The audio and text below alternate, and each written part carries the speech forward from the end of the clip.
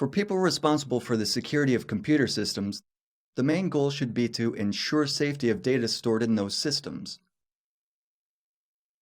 Previous policies assume that we can protect data on secure computers even if the computers are far from the source of the data.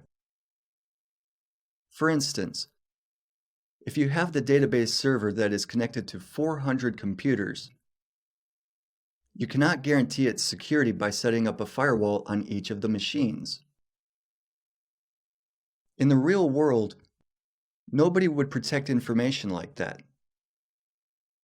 For example, nobody would try to secure a very expensive painting, say the Mona Lisa, by setting up barbed wire entanglements half a mile before the painting. The protection is focused on the painting itself. We should employ a similar model of thinking with regards to data security. Previously, we have defined data security with regards to several categories. The first one was the level of access which unauthorized users have to confidential data. It is represented on the slide by the arrow, pointing out of the operating system, which shows data leak. How can you control data confidentiality? File access control is the most obvious solution.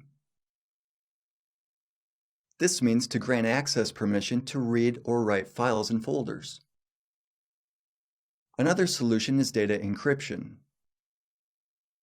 This solution is more reliable because it works independently of external mechanisms. If a piece of data is encrypted, it stays encrypted even while the system shuts down. This is not so with file access control lists, which provide protection only until shutdown.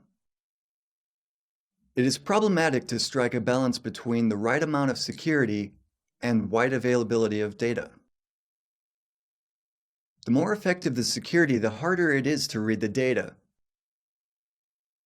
More effective measures of security require the user to confirm their identity by frequent and complicated identity verification procedures. Confidential data security always comes at the price, and the price is usually data availability.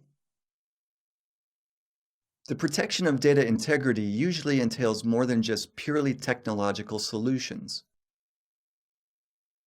File signatures do not guarantee that the file will not be modified.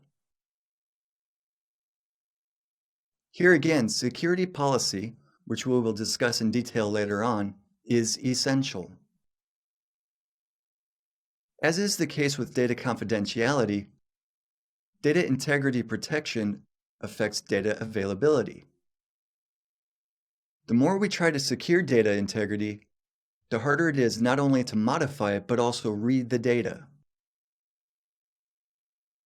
Data availability is the third aspect of data security. It is represented on the chart by the no entry sign. One of the goals of data security is to provide the highest level of data availability possible.